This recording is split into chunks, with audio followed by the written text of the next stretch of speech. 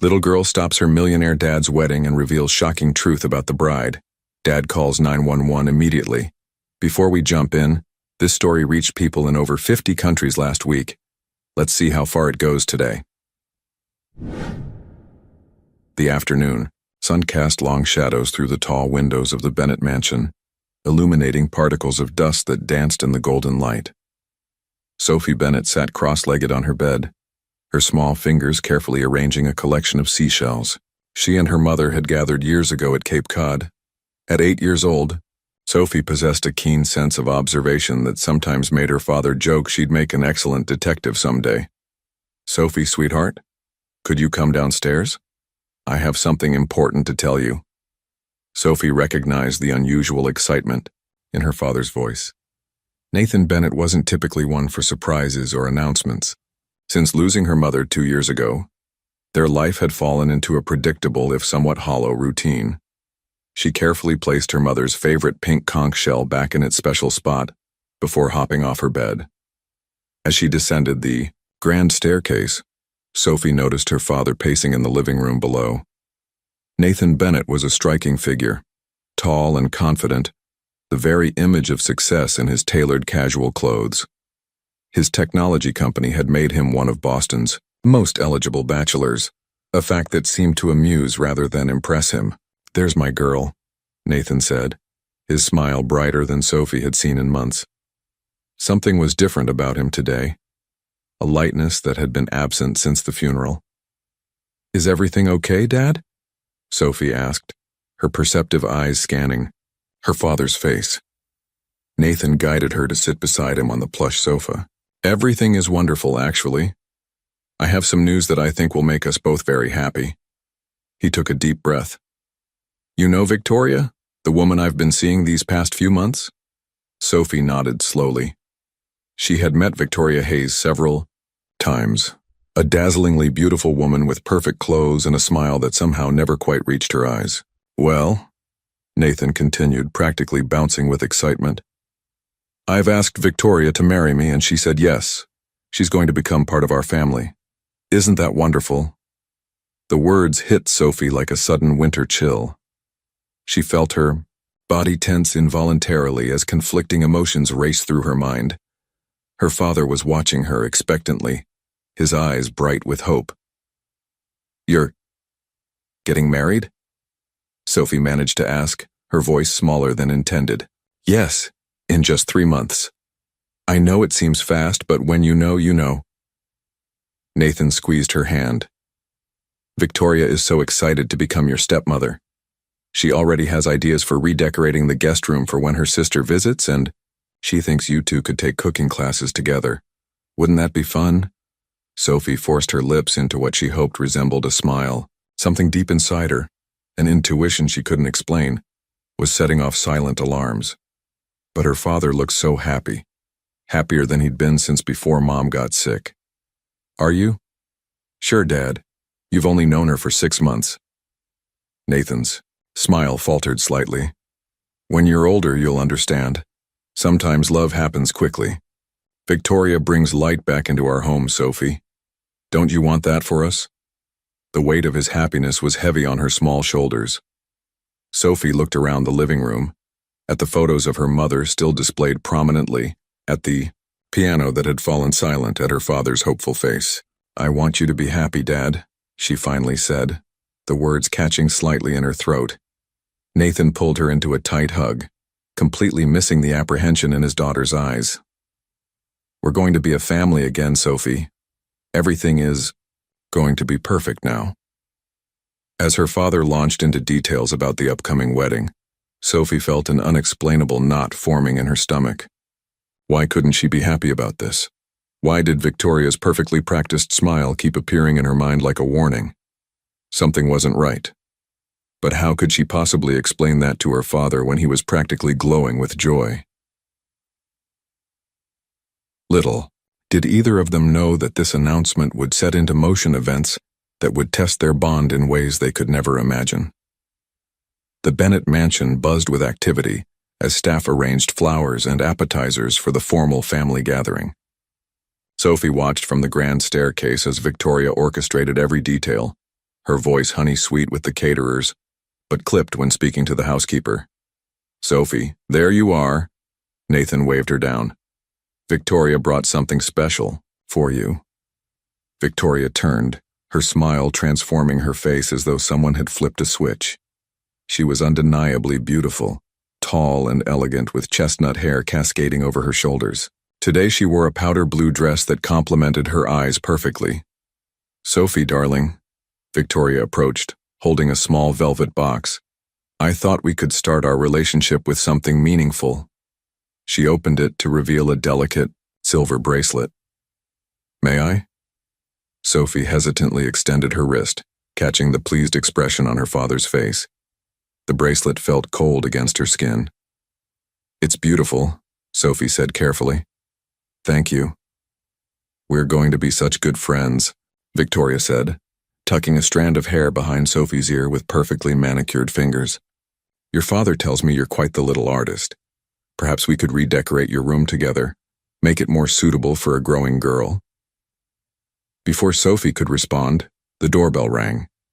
Nathan went to greet the first guests while Victoria bent down to Sophie's level. "This is an important day for your father and me," she whispered, her breath smelling of mint and something metallic. "I'm counting on you to help make a good impression." For a fleeting moment, her eyes hardened before warming again as she straightened to welcome the arriving family members. Aunt Olivia was the last to arrive. Sophie's favorite relative embraced her tightly before greeting Nathan with a critical eyebrow. "6 months, Nathan? Really?" Olivia murmured, though Sophie overheard. "Don't start," Nathan replied quietly. "She makes me happy. That's all that matters." The afternoon unfolded like a carefully choreographed dance. Victoria charmed everyone with stories of her charity work and international travels.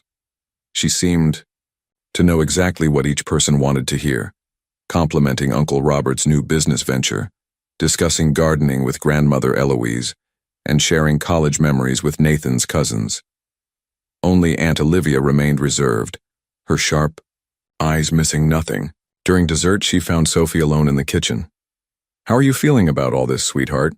Olivia asked, helping herself to another strawberry tart. Sophie traced patterns in the condensation of her water glass. "Dad's happy."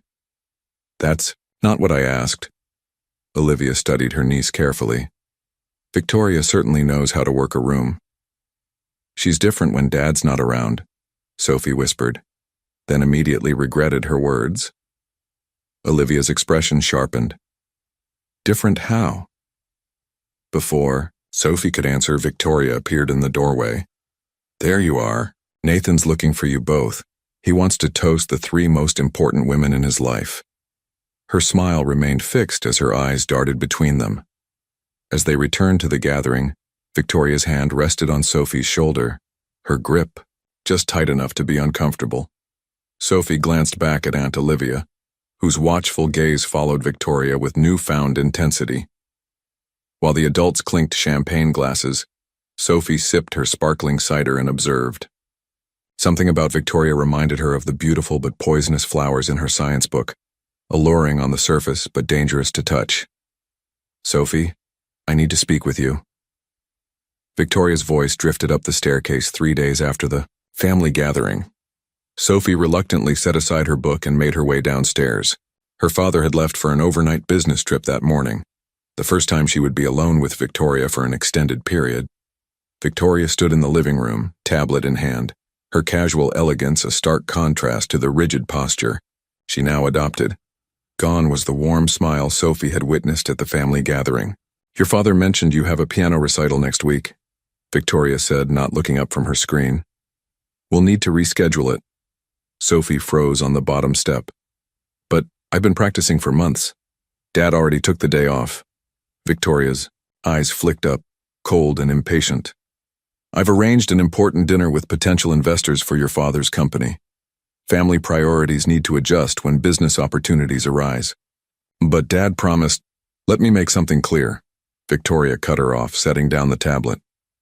"Your father is a successful man who wasted 2 years grief-stricken over your mother. I'm helping him reclaim his position in society." She approached Sophie, her heels clicking sharply on the marble floor. Your little recitals and school events are charming, but they're not the priority anymore. The transformation was complete. The warm, attentive woman who had captivated Nathan had vanished. Entirely. In her place stood someone calculating and cold, studying Sophie like an inconvenient variable in an equation. I don't think Dad would agree, Sophie said quietly, surprising herself with her boldness. Victoria laughed, the sound sharp and without humor. Your father sees what I want him to see. Men like Nathan are predictable, especially widowers so desperate for companionship. She circled the room, trailing her fingers over photo frames. She stopped at one featuring Sophie's mother, picking it up with a look of distaste. We'll be replacing these outdated decorations after the wedding, she stated, including these photos. They're morbid reminders of the past. Those are my mom, Sophie protested, rushing forward. Victoria set the frame down with deliberate care. Your mother is gone, Sophie. The sooner you accept that, the easier this transition will be. Her tone softened artificially. I'm not trying to replace her. I'm simply creating a new chapter for all of us. Later that evening, when Sophie's bedroom door creaked open, she pretended to be asleep. Victoria entered quietly, surveying the room with clinical detachment. So much wasted space, Victoria murmured, opening Sophie's closet and examining her possessions. This could easily be converted into a proper guest suite after the wedding. When the door finally closed, Sophie buried her face in her pillow to muffle her sobs. The next morning, she tried telling her father about Victoria's behavior during their video call. Dad, Victoria said we need to cancel my recital and she wants to take down all the pictures of Mom. Nathan's forehead creased momentarily before his expression softened. Sweetheart, I'm sure there's a misunderstanding. Victoria mentioned a scheduling conflict, but we'll work it out. And nobody's removing your mother's photos. Victoria just suggested updating some of the older frames. But Dad, change is hard, Sophie. But Victoria is trying her best to blend our lives together. Give her a chance, okay? After they hung up, Sophie sat on her window seat, clutching her mother's photograph. For the first time, she recognized a terrible truth. Her father couldn't or wouldn't see the real Victoria Hayes. She was completely alone in her suspicions. Rain pelted against the classroom windows as Sophie stared at the untouched math worksheet on her desk. 2 weeks had passed since her father's business trip, and Victoria's presence in their home had grown increasingly dominant. Family photos had mysteriously been accidentally damaged during cleaning, and Sophie's piano recital had indeed been rescheduled to a time when her father was unavailable to attend. Sophie? The bell rang 5 minutes ago, Mrs. Reynolds said, gently, approaching her desk. Is everything all right? Startled, Sophie quickly gathered her belongings. Sorry, Mrs. Reynolds, I was just thinking. Her teacher studied her with concerned eyes. You've seemed distracted lately. My door is always open if you need to talk. Sophie nodded gratefully before hurrying out. The school bus had already departed, but Sophie didn't mind the wait. Victoria was picking her up today, which meant at least 30 minutes of peaceful solitude before she arrived. Sheltering under the school's entrance canopy, Sophie noticed a sleek black car parked across the street. Through the rain-streaked window, she glimpsed a familiar silhouette. Victoria's distinctive profile, unmistakable even at a distance. But Victoria wasn't alone. A man Sophie had never seen before sat in the driver's seat, leaning close to Victoria, their conversation appearing intense. Sophie's heart raced as she instinctively stepped back into the shadows of the doorway. Victoria laughed at something the man said, then, to Sophie's shock, leaned forward and kissed him deeply. Fumbling for her phone, Sophie managed to snap a blurry photo just as Victoria exited the car. The man stayed inside, his features unclear, through the rain-spattered windshield. 15 minutes later, Victoria's red convertible pulled up to the school entrance, and she emerged with a perfectly rehearsed look of concern. Sophie, darling, I'm so sorry I'm late. Traffic was absolutely dreadful with this weather. Sophie clutched her backpack tightly. That's okay. I was talking to Mrs. Reynolds about a project.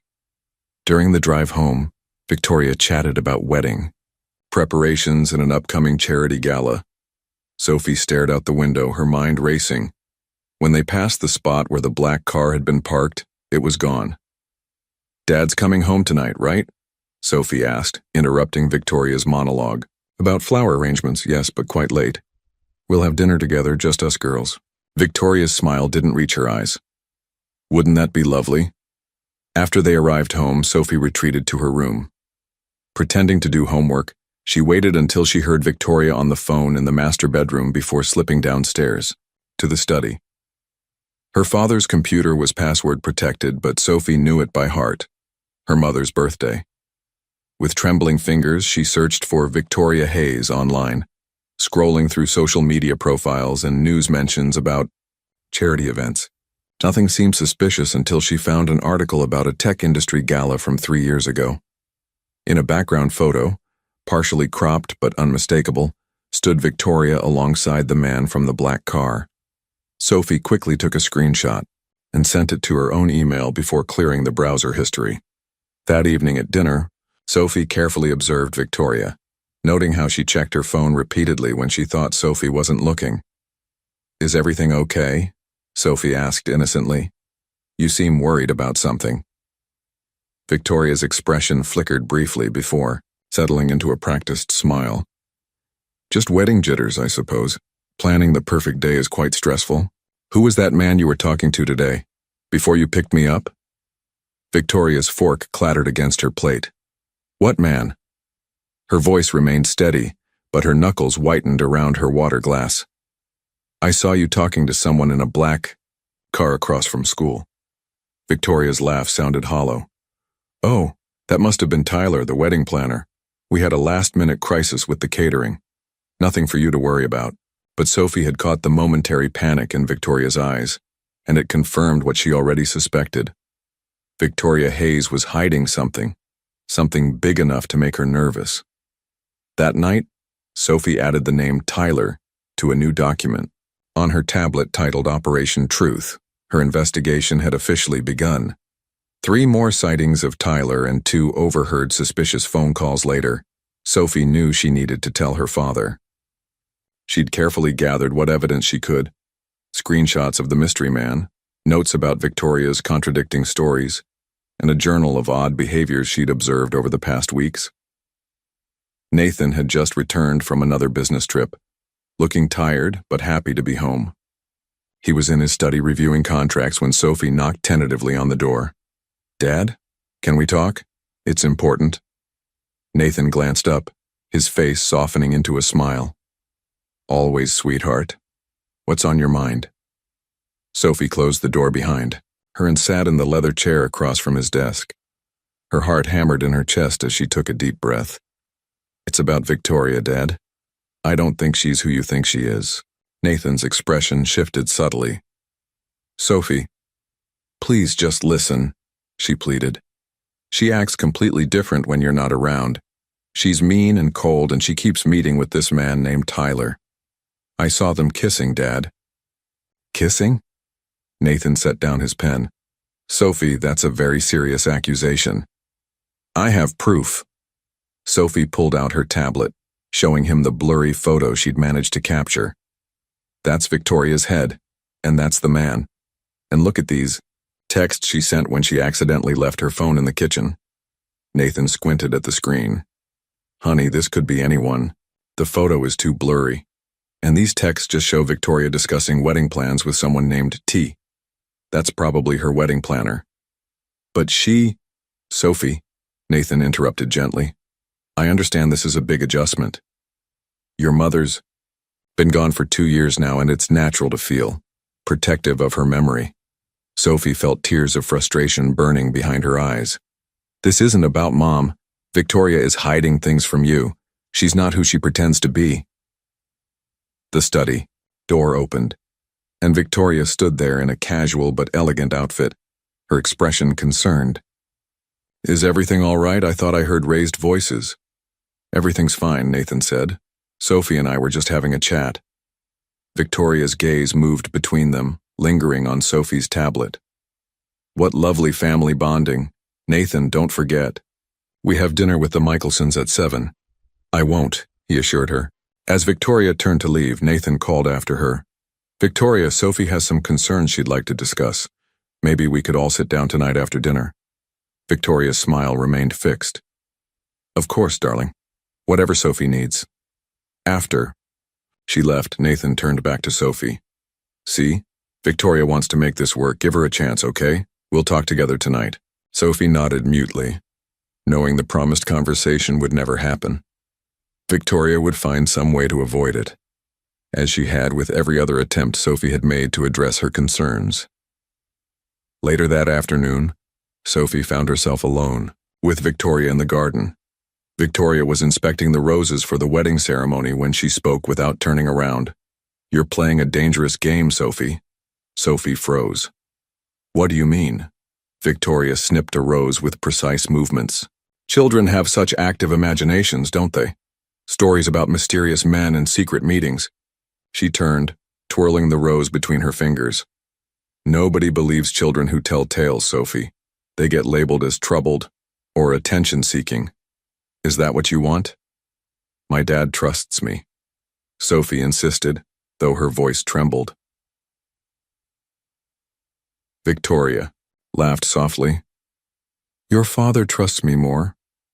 After all, who would believe a jealous child over the woman who brought happiness back into his life? She approached, bending to Sophie's level.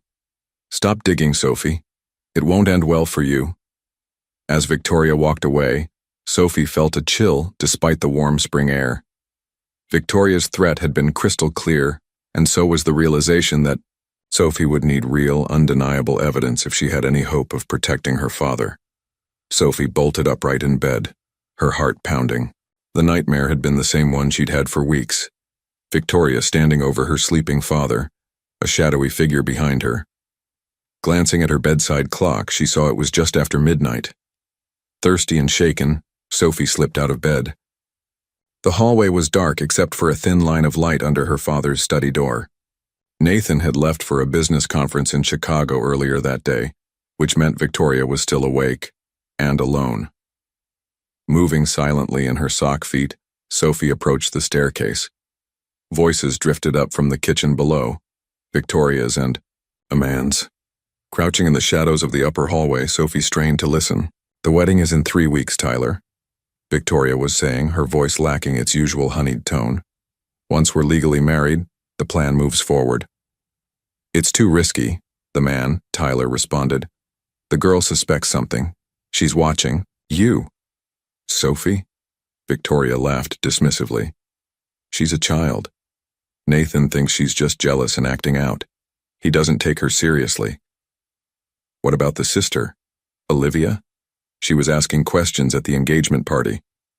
Nothing she can prove. Besides, once the policy is signed tomorrow, everything is in place. Sophie inched closer to the banister, desperate to hear more clearly.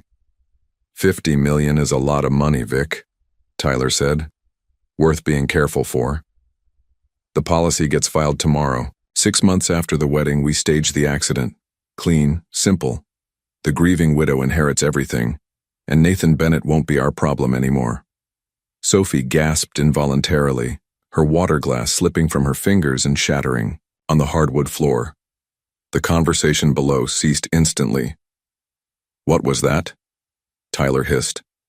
Upstairs, Victoria replied. Stay here.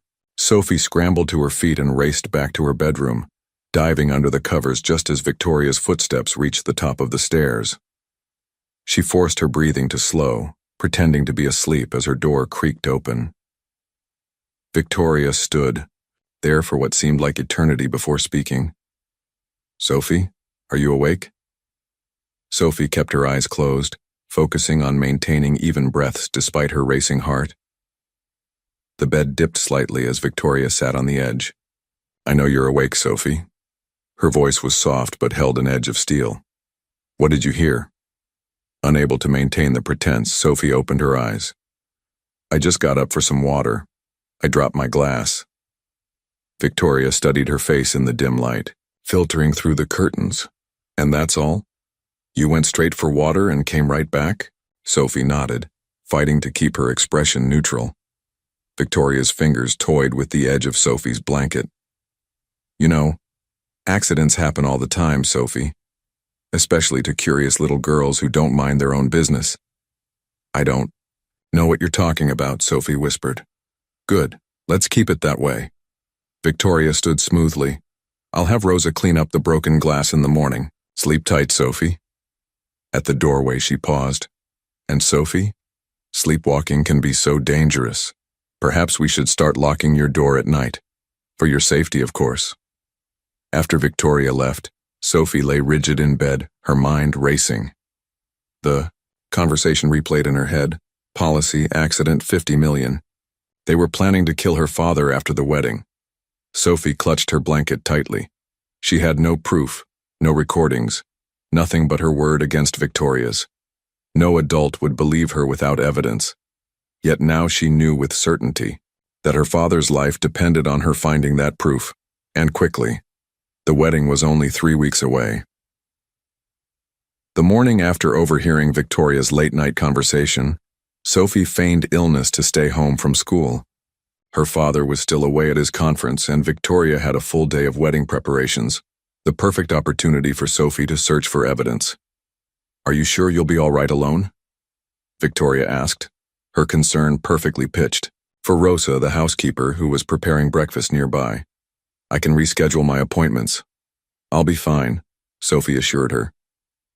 I just need rest. Victoria smiled thinly. Rosa will check on you periodically. I'll be back by 4. She leaned closer, whispering. Stay in bed, Sophie. Doctor's orders. The implicit threat hung in the air between them. As soon as Victoria's car disappeared down the driveway, Sophie jumped into action. She had approximately 6 hours before Victoria returned, minus the times Rosa would come to check on her. Sophie started in the guest room Victoria had claimed as her home office. The door was locked, but Sophie had discovered weeks ago that the old skeleton key from the library cabinet worked on most of the mansion's interior doors. Inside, Victoria's office was meticulously organized, too organized, as if intentionally sanitized of personal information. Sophie carefully searched through file folders and drawers, finding nothing suspicious until she noticed a small safe tucked inside the closet. Great, she muttered. I don't know the combination. As she turned to leave, Sophie spotted Victoria's tablet charging on the desk. Surprisingly, it wasn't password protected. Perhaps Victoria felt secure in the locked room, or perhaps she never expected an 8-year-old to snoop through her things. Sophie quickly began searching through emails and photos. Most were innocuous, wedding plans, work correspondences, interior design ideas, but a folder labeled Insurance caught her attention. Inside were scanned documents for a new life insurance policy on Nathan Bennett, $50 million, with Victoria Hayes listed as the sole beneficiary. The policy had indeed been signed, yesterday just as Sophie had overheard. Oh, Dad, Sophie whispered, her heart sinking. Footsteps in the hallway startled her. Sophie quickly took photos of the documents with her own tablet, then closed the apps and replaced Victoria's tablet exactly as she'd found it. She slipped behind the door just as Rosa knocked on her bedroom door down the hall. Miss Sophie? I brought you some soup. Coming, Sophie called, racing quietly back to her room through the connecting bathroom. After Rosa left, Sophie continued her investigation when the coast was clear. In the master bedroom, she carefully searched Victoria's belongings, finding a hidden compartment in her jewelry box containing a small flash drive and several photos of Victoria with Tyler, looking very much like a couple, in various locations, around the world. Most importantly, Sophie discovered a small notebook wedged behind the headboard, filled with dates, amounts, and names, including her father's with the notation 50 Emir and July accident, circled multiple times. Sophie's hands trembled as she documented everything with her tablet's camera. As she carefully replaced the notebook, she heard the unmistakable sound of the front door opening. Victoria was home early. Panic surged through Sophie as she heard footsteps on the stairs. She frantically restored everything to its exact position, then dashed toward her own room. As she rounded the corner of the hallway, she collided directly with Victoria. Sophie! Victoria's eyes narrowed dangerously. I thought you were resting in bed. I was just looking for more tissues, Sophie stammered, clutching her tablet protectively against her chest. Victoria's gaze dropped to the tablet. What's that you're holding so tightly? Just my games, Sophie lied. Playing helps me forget. I don't feel well. Victoria extended her hand. May I see? Perhaps I can recommend some better games. Sophie's mind raced. The evidence was right there on her tablet, unlocked and accessible. Actually, I'm feeling really tired now. I should lie down. Victoria's perfectly manicured fingers closed around Sophie's wrist. Insist. Just then, Rosa appeared at the bottom of the stairs. Miss Victoria, the florist is here with questions about the wedding arrangements. Victoria's grip loosened. We'll continue this conversation later, she murmured, before turning away with a practiced smile. Back in her room, Sophie locked the door and frantically transferred all the photos and evidence to her secret email account, then deleted them from her tablet. Heart pounding, she knew she needed help, and soon. With trembling fingers, she texted Aunt Olivia. I need to talk to you. It's about Dad. It's an emergency. Mrs. Reynolds noticed the change in Sophie immediately when she returned to school Next day. The normally engaged student sat listlessly at her desk, dark circles under her eyes jumping at small noises. After class, the teacher gently asked Sophie to stay behind. You haven't been yourself lately, she said, sitting beside Sophie rather than across from her. Is everything all right at home? Sophie stared at her hands. She'd been carrying the weight of her discoveries alone, terrified of Victoria's threats, yet equally terrified of what would happen if she did nothing. Her father remained oblivious, enchanted by Victoria's carefully constructed persona. Mrs. Reynolds? Sophie began hesitantly. How do you know if an adult is dangerous? The question hung in the air between them. Mrs. Reynolds studied Sophie's face, her expression softening with concern. Dangerous how, Sophie? What if they're pretending to be someone they're not? What if they want to hurt someone you love? But nobody believes you because you're just a kid. Sophie's voice cracked on the last word. Mrs. Reynolds leaned forward. Sophie, if you're afraid of someone or worried they might hurt you or someone else, that's something you should tell a trusted adult immediately. But what if there's no proof? What if it's just my word against theirs? Is this about your father's fiancé? Mrs. Reynolds asked gently. Sophie's head snapped up. How did you know? You've been different since your father announced his engagement, more withdrawn, anxious. Mrs. Reynolds placed a reassuring hand on Sophie's shoulder.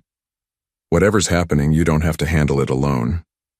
Tears welled in Sophie's eyes. Victoria isn't who everyone thinks she is.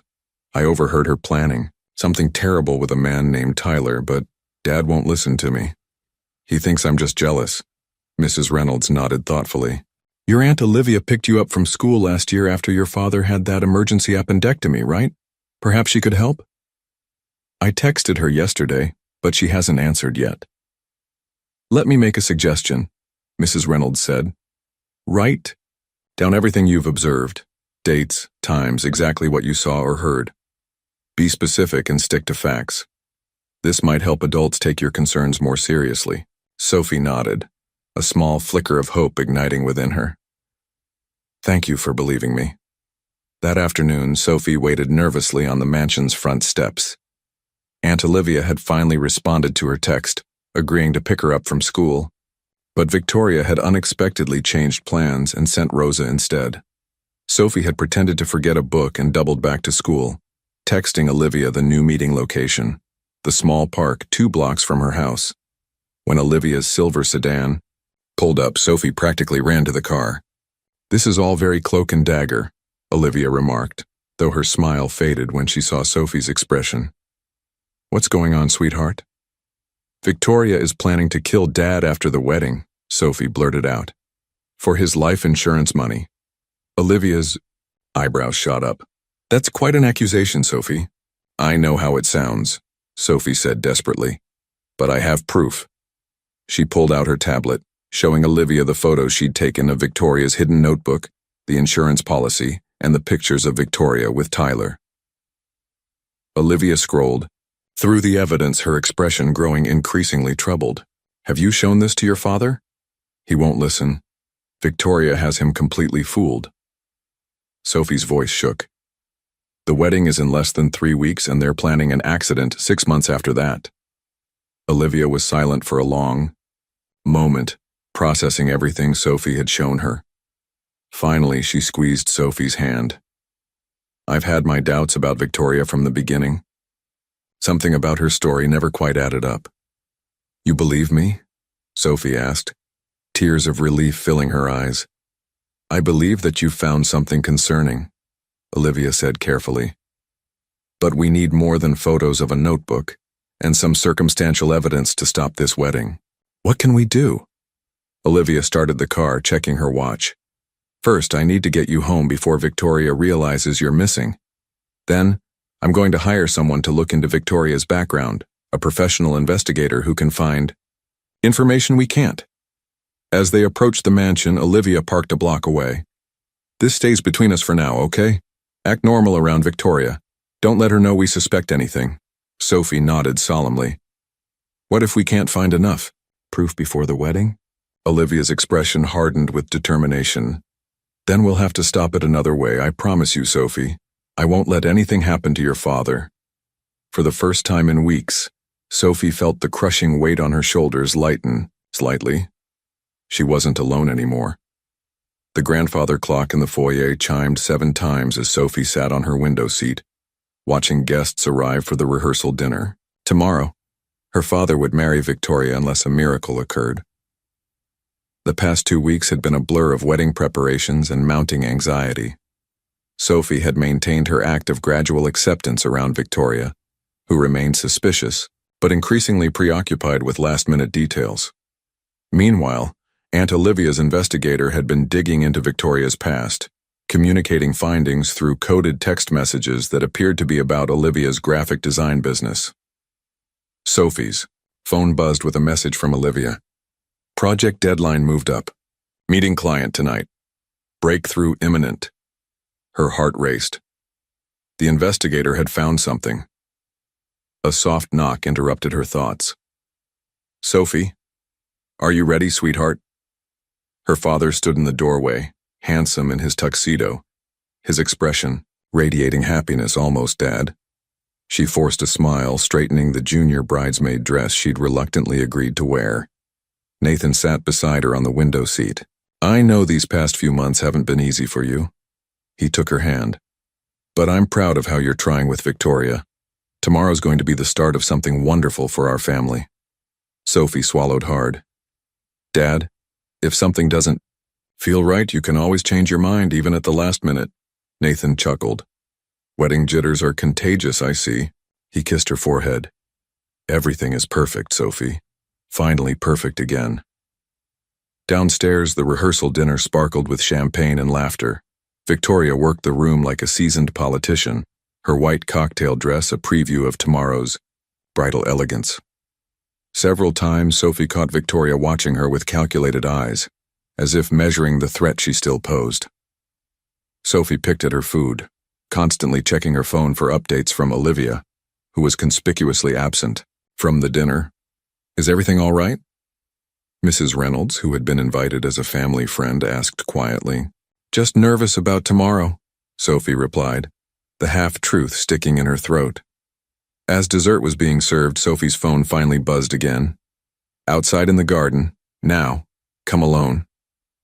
Mumbling an excuse about needing air, Sophie slipped through the French doors onto the terrace and hurried down the stone steps to the rose garden, her mother's pride and joy, now meticulously incorporated into Victoria's wedding decor.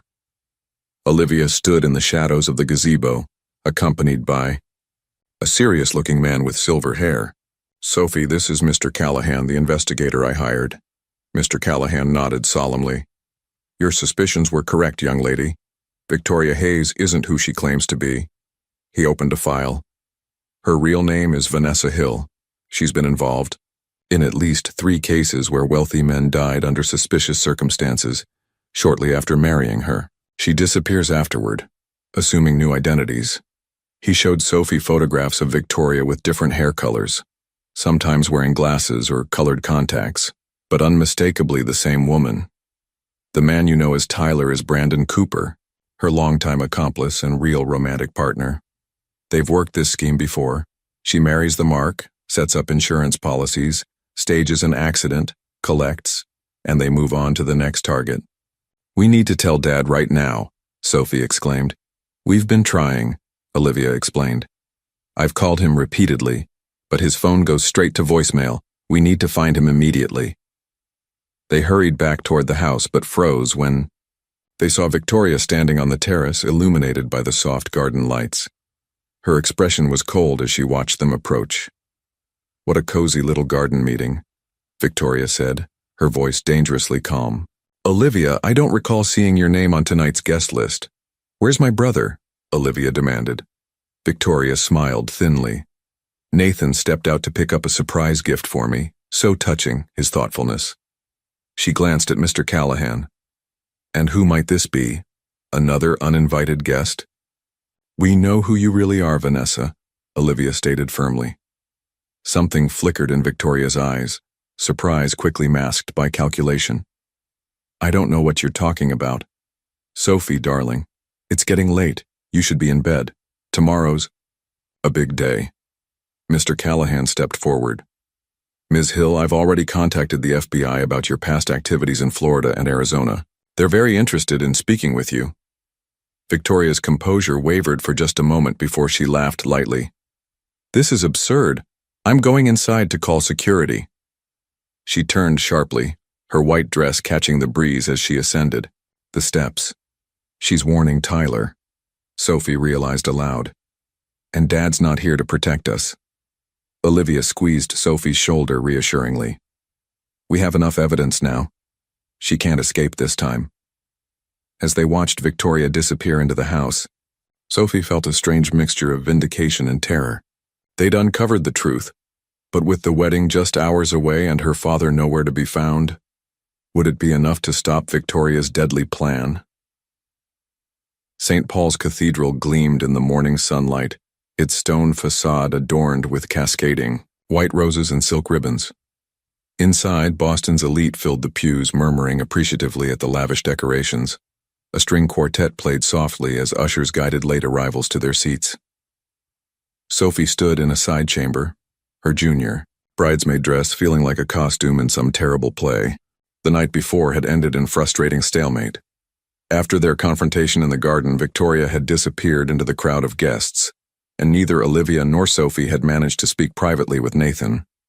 He'd returned home late, buzzing with pre-wedding excitement, and immediately sequestered himself in the guest house as tradition dictated.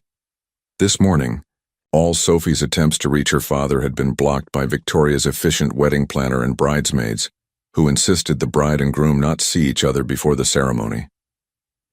"You look beautiful, Sophie," Mrs. Reynolds said, adjusting Sophie's flower crown.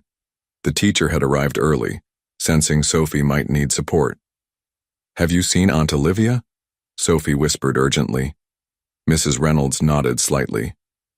"She's in the vestibule with a police detective. They're waiting for your father to arrive."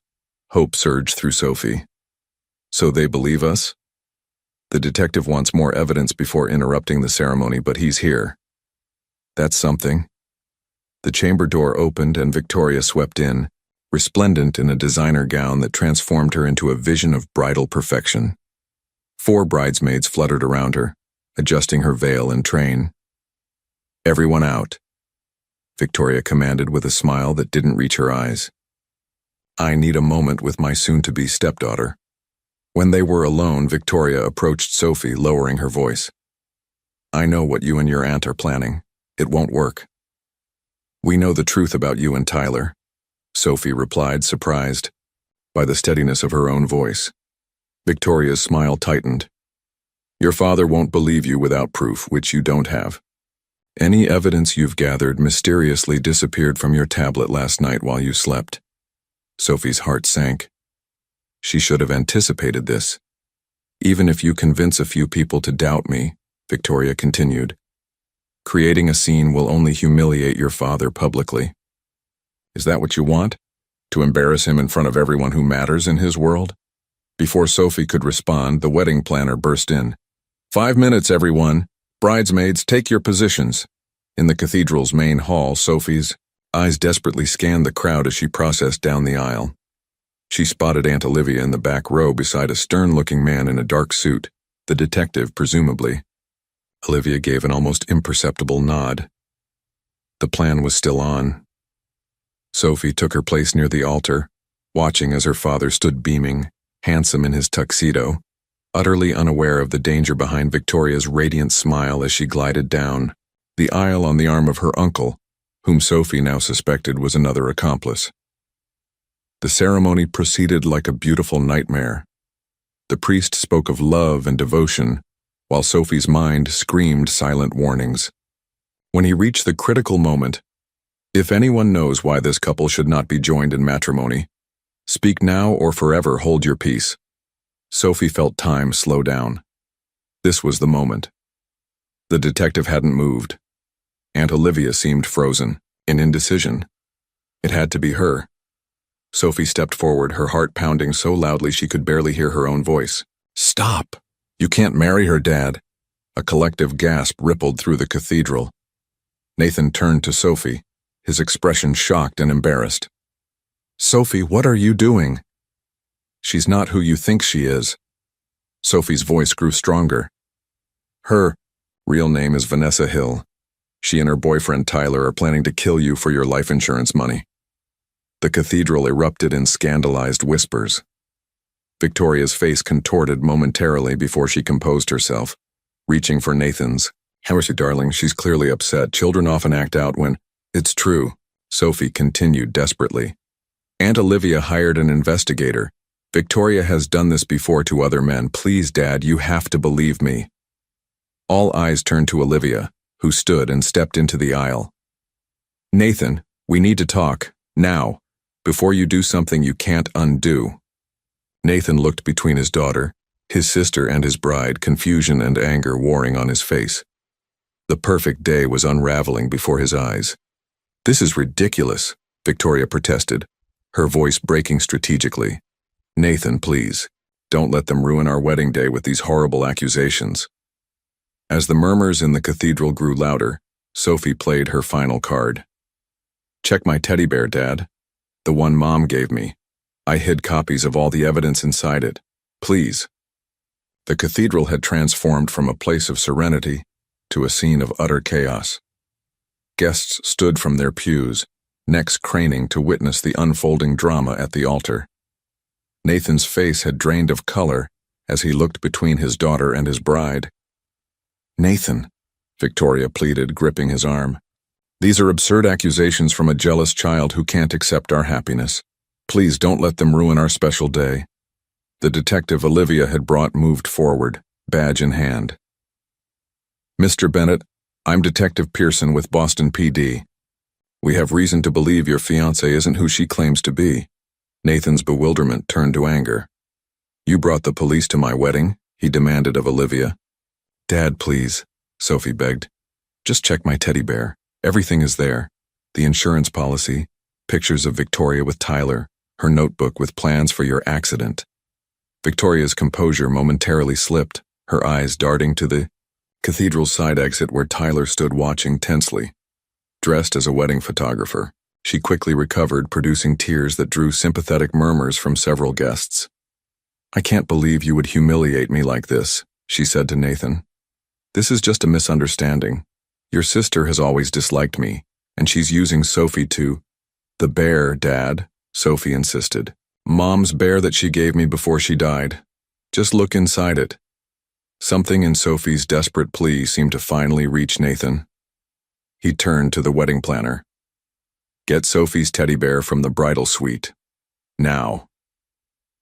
Victoria's carefully constructed facade began to crack. This is ridiculous. We're keeping everyone waiting for a child's toy? It will only take a moment, Nathan said firmly, his own doubts finally surfacing. If there's nothing to these accusations, we'll continue. Immediately, the excruciating minutes that followed were punctuated by uncomfortable coughs and whispered conversations among the guests. When the wedding planner returned with the worn teddy bear, Nathan took it gently from her hands. "There's a small opening. In the back," Sophie directed, her voice trembling. Nathan found the hidden zipper and carefully extracted a sealed envelope. As he opened it and examined the contents, photos, insurance documents, and notes written in Victoria's distinctive handwriting, his face transformed through disbelief, confusion, and finally, devastating realization. "Victoria," he whispered, looking up with haunted eyes. "What is this?" Victoria recognized the moment her scheme collapsed. Her tearful bride persona vanished, replaced by cold calculation. In one swift move, she snatched the envelope from Nathan's hands and backed away. From the altar. "You stupid child," she hissed at Sophie. "You couldn't just mind your own business, could you?" Detective Pearson moved forward. "Vanessa Hill, you're under arrest for fraud and conspiracy." Victoria's eyes darted around the cathedral like a cornered animal. In the ensuing confusion, she suddenly bolted toward the side exit where Tyler waited. Several guests tried to block her path, but she pushed through, her wedding dress billowing behind her. "Stop them," Detective Pearson shouted, racing down the aisle. Nathan stood frozen for a moment before his paternal instincts overtook his shock. He pulled Sophie protectively behind him as the chaos unfolded. Outside, the screech of tires signaled Victoria, and Tyler's escape in a waiting car. The perfect white wedding had dissolved into a crime scene, with stunned guests spilling onto the cathedral steps as police radios crackled with descriptions of the fleeing suspects.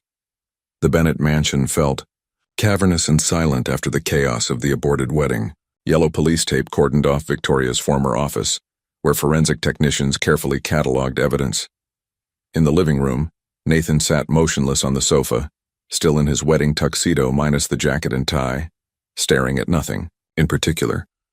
Sophie watched her father from the doorway, uncertain how to approach him. The drive home from the cathedral had been silent, the magnitude of the day's events too overwhelming for words. Detective Pearson had offered to send an officer to stay with them overnight, but Nathan had declined, insisting they needed family time alone. Aunt Olivia emerged from the kitchen with 3 mugs of hot chocolate on a tray.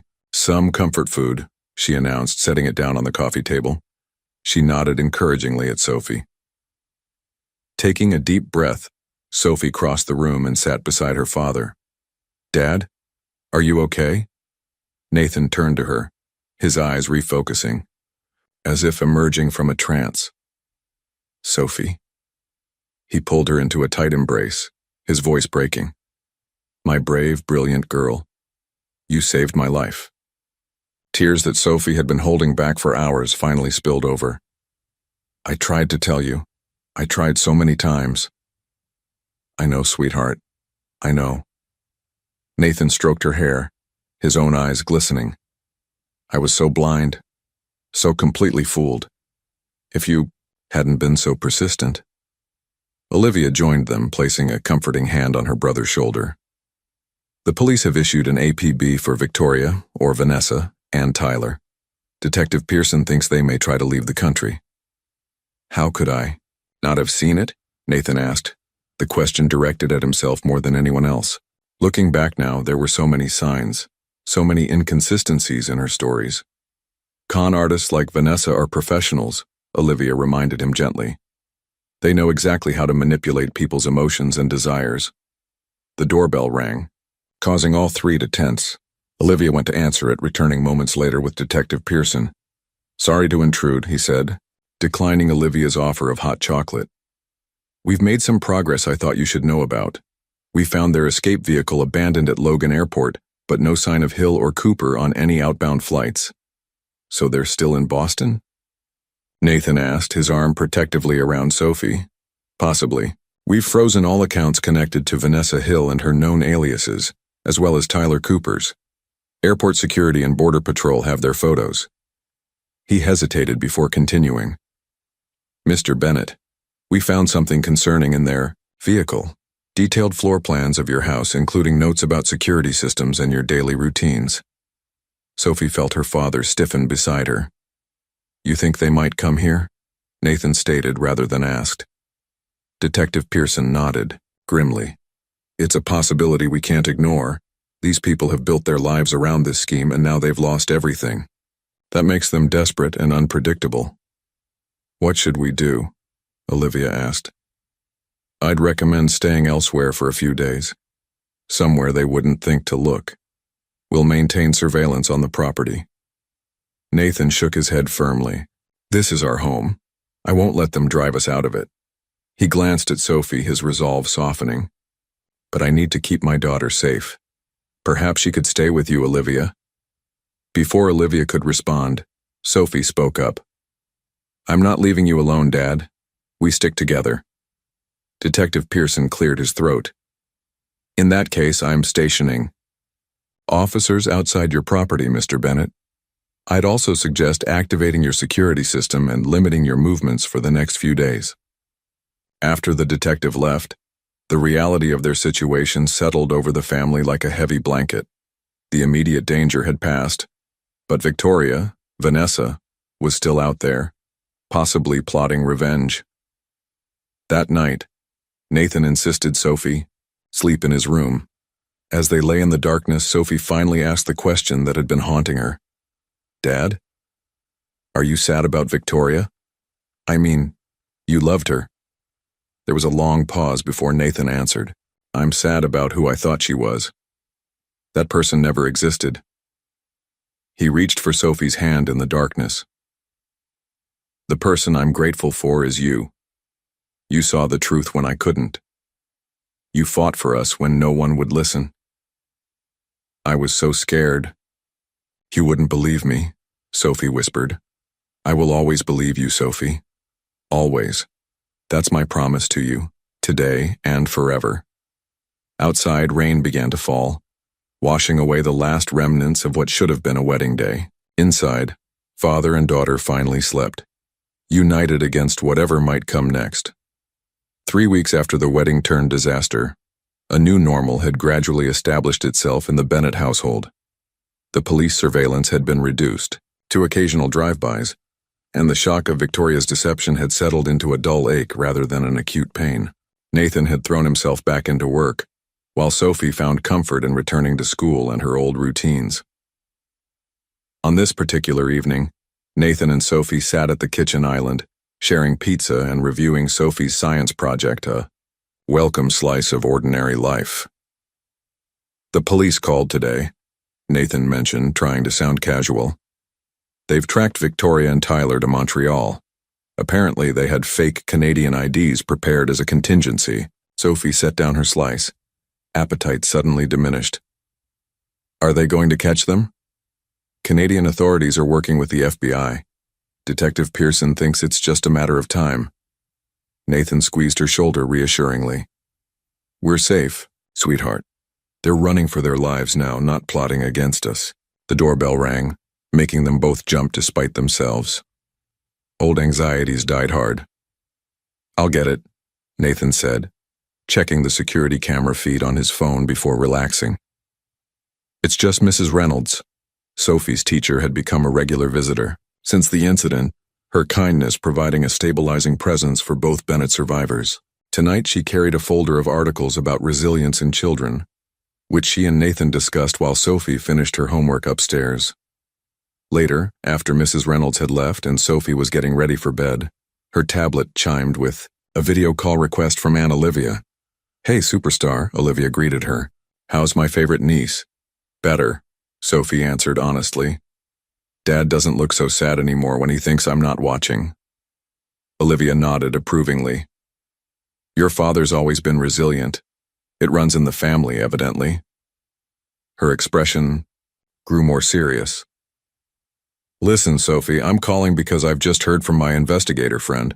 Tyler Cooper was apprehended trying to cross the border into the United States near Vermont. He was alone. Sophie's heart raced. What about Victoria? Still at large. But here's the important part. Tyler's cooperating with authorities.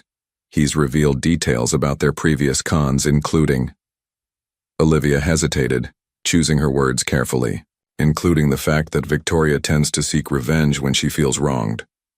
She wants to hurt us, Sophie stated flatly, voicing what they'd all feared.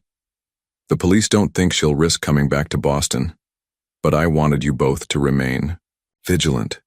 Is your father there? He's downstairs locking up. I'll tell him about Tyler. After ending the call, Sophie hugged her knees to her chest, the familiar fear creeping back. She'd been trying so hard to put Victoria out of her mind, to stop jumping at shadows and checking locks multiple times. Now it felt like they'd stepped back to those first anxious days after the wedding. Downstairs, she found Nathan in his study, reviewing contracts. His expression darkened as she relayed Olivia's news.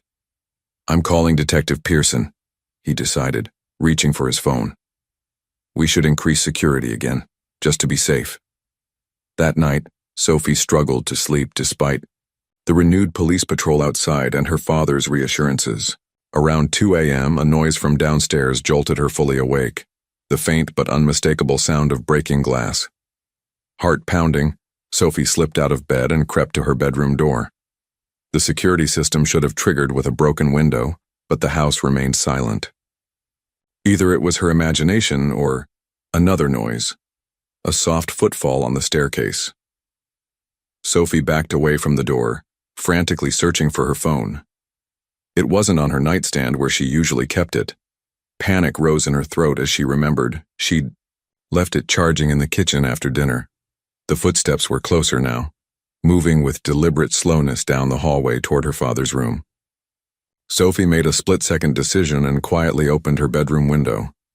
The security system's control panel was on the first floor. If someone had disabled it, her only chance was to climb down the oak tree outside her window and run to the neighbor's house for help. As she straddled the windowsill, a flash of movement in the garden below froze her in place. A figure stood watching the house, face obscured in shadow but posture unmistakably alert. A lookout. There were at least 2 intruders. They were trapped. Silently closing the window, Sophie slid under her bed instead, praying her father would wake up before Victoria reached his room. From beneath her bed, Sophie could see only a sliver of her bedroom door and the hallway beyond. The house had fallen silent again, but she knew that silence was deceptive. Victoria was inside, moving with the stealth of a predator. Sophie's mind raced. Her father's room was at the end of the hall. If Victoria reached him before he woke up, she couldn't bear to complete the thought. Sliding her hand along the carpet, she found the metal baseball bat she'd kept under her bed since Victoria's escape. The weight of it provided little comfort against the terror gripping her chest, but it was better than nothing. The floorboard outside her room creaked. Sophie held her breath as her bedroom door slowly opened, revealing a pair of black boots. Not Victoria's. The accomplice, then. The lookout she'd spotted in the garden must have entered the house as well. The boots moved around her room, checking the closet first, then approaching the bed. Sophie gripped the bat tighter, preparing for discovery. Suddenly, the bedroom light flicked on and a male voice hissed, "She's not here, check the bathroom." A second set of footsteps entered. Lighter, familiar. Victoria. "The brat must be in Nathan's room," Victoria whispered. "You check the bathroom and guest room, I'll handle them both." As the boots moved away, Sophie made a split-second decision. She couldn't wait hidden any longer. She had to warn her father.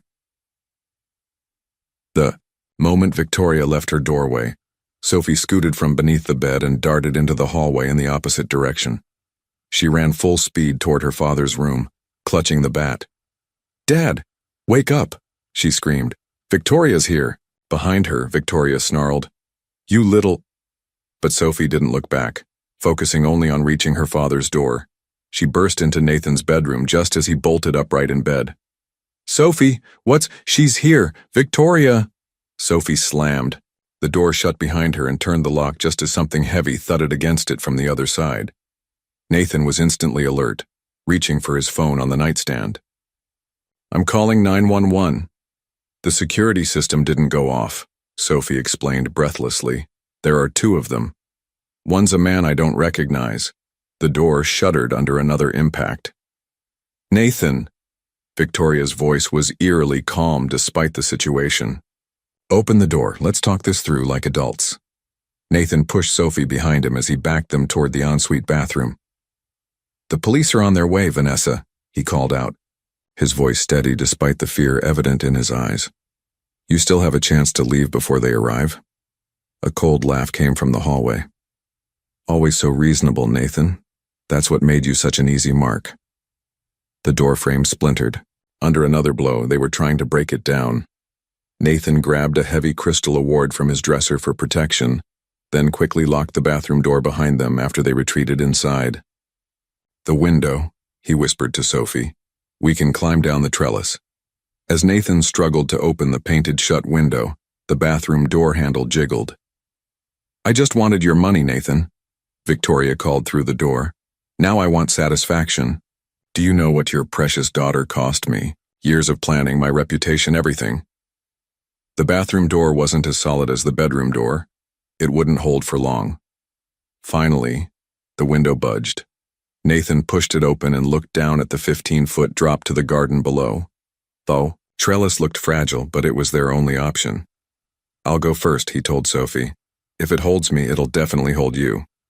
Just as Nathan swung his leg over the windowsill, the bathroom door burst open. Victoria stood there, her beauty transformed by hatred into something terrifying. Behind her loomed a burly man with a crowbar. Going somewhere? Victoria asked, a pistol now visible in her hand. Nathan pushed Sophie behind him protectively. This is between us, Vanessa. Let Sophie go. Victoria's laugh was brittle. Sophie is the reason we're here. If not for her meddling, I'd be Mrs. Bennet now, planning your tragic accident. She raised the gun. Now we'll have to improvise. The distant wail of police sirens pierced the night. Victoria's accomplice shifted nervously. Cops are coming. We need to go. Not yet, Victoria snapped, her eyes never leaving Nathan and Sophie. I didn't come this far to leave empty-handed. The man grabbed Victoria's arm.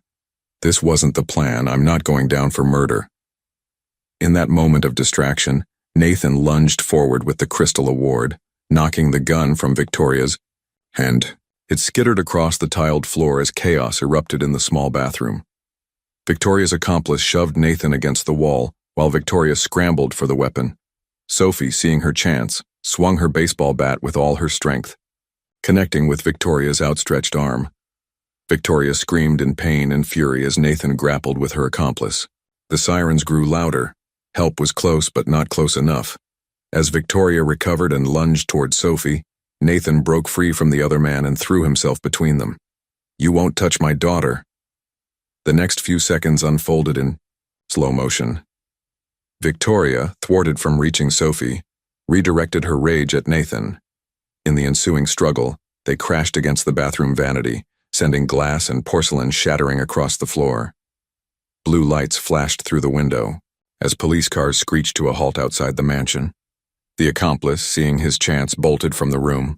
Victoria, realizing she was cornered, made one last desperate attempt to reach the fallen gun. Sophie saw it first and kicked it under the clawfoot bathtub, beyond anyone's reach. It's over, Victoria, Nathan said, blood trickling from a cut on his forehead, but his voice firm. It's over. Heavy footsteps pounded up the stairs as officers stormed the house, Detective Pearson leading the charge. Police, hands where we can see them. Victoria's face contorted into a mask of pure hatred as she was handcuffed and led away. This isn't over, she hissed at Sophie. I'll never forget what you did to me. Neither will I, Sophie replied, standing tall beside her father as they watched Victoria taken away in defeat. 1 year later, the Bennet mansion was transformed. Gone were the heavy drapes and formal furniture Victoria had selected, replaced with warm colors, comfortable seating, and most importantly, laughter. Photos of Sophie's mother once again adorned the walls, joined by new pictures of Sophie and Nathan's adventures over the past year. Today was special, exactly 1 year since the night of Victoria's arrest. Nathan had declared it their second chance day and planned a surprise picnic in the garden where Sophie's mother had once tended roses. Dad, is the blindfold really necessary? Sophie giggled as Nathan guided her through the French doors onto the terrace. Absolutely essential, he assured her, carefully leading her down the stone steps. Okay, ready? 3, 2, 1. He removed the blindfold, revealing the garden transformed. Fairy lights twinkled in the trees despite the afternoon sun. A picnic, blanket spread beneath the old oak tree, held a feast of Sophie's favorite foods. But most surprising was the gathering of people. Aunt Olivia, Mrs. Reynolds, Detective Pearson, now retired, and even Mr. Callahan, the investigator who had helped uncover Victoria's true identity. "Surprise!" they called in unison. "What is all this?" Sophie asked, amazed at the effort her father had put into the celebration. Nathan knelt to her eye level, his expression serious despite the festive surroundings. "This is to honor the bravest person I know. You, Sophie Bennett." Aunt Olivia stepped forward, handing Sophie a small wrapped package. "We all wanted to celebrate the young woman who taught us about courage and persistence." Sophie unwrapped the gift, a delicate silver compass on a chain. Inside the lid, an inscription read, "Trust your direction. Love, Dad." "So you'll always find your way," Nathan explained. "And remember to trust your instincts. They've proven to be pretty remarkable." As the afternoon unfolded with food and stories, Sophie noticed how much her father had changed over the past year. The haunted look that had lingered in his eyes for months after Victoria's betrayal had finally disappeared. He laughed more easily, now, and the bond between them had strengthened into something unshakable. After the cake was served, Detective Pearson pulled them aside with an update they'd been waiting for. "The sentencing came through yesterday. Victoria, or Vanessa, got 20 years. Tyler cooperated fully and received 12. They won't trouble you again." Relief washed over Nathan's face as he squeezed Sophie's shoulder. "It's really over then?" "Has been for some time," Pearson said with a knowing smile, glancing between Nathan and Mrs. Reynolds, who had been spending considerable time together in recent months. As dusk approached and guests began to depart, Sophie and her father sat alone, beneath the oak tree, watching the sunset paint the sky in brilliant oranges and pinks. "Are you happy, Dad?" Sophie asked, leaning against his shoulder. Nathan considered the question thoughtfully. "I am," he finally answered, surprising himself with the realization. "Not in the same way as before we lost your mother, but in a new way that feels authentic. Because there aren't any secrets between us anymore," Sophie suggested. "Exactly." Nathan wrapped an arm around her. "I've been thinking a lot about what happened with Victoria, how I was so desperate to recreate what I'd lost that I couldn't see what was right in front of me. What was that? That we were already a family, you and me, complete and whole, even in our grief." He looked down at his daughter, now 9 years old and somehow both the same child and completely changed by their ordeal. "You saved us both, Sophie. Not just from Victoria, but from living in the shadow of what we'd lost instead of building something new." Sophie fingered the compass, necklace, thinking about all they'd endured. "We saved each other." As darkness fell and the fairy lights twinkled more brightly, Nathan shared his other surprise, the Bennett Foundation, a new organization he'd created to help protect vulnerable people from cons and scams. Sophie would have a special role as junior advisor, sharing her perspective on how to recognize warning signs that adults might miss. "From something terrible, we're creating something good," Nathan explained. Sophie nodded, understanding that this was how healing worked, not by forgetting the darkness but by transforming it into light. Later that night, as Nathan tucked Sophie into bed, she asked the question that had lingered in her mind throughout the celebration. "Do you think Mom would be proud of us?" Nathan's eyes glistened in the soft lamplight. "Without a doubt. She always said you had her intuition and my determination. Turns out that's a pretty unbeatable combination." Sophie smiled sleepily, feeling truly safe for the first time in more than a year. "I love you, Dad." "I love you too, my brave girl," Nathan replied, kissing her forehead. More than all the stars in the sky. As he turned to leave, Sophie called after him, "Dad, I'm glad we're still us." Nathan paused in the doorway, his heart full. "Me too, Sophie. That's the best part of this new beginning. We found our way back to ourselves." The Bennett mansion settled into peaceful quiet as father and daughter slept, their bond, tested by fire and deception, now stronger than any force that might ever try to break it. The end.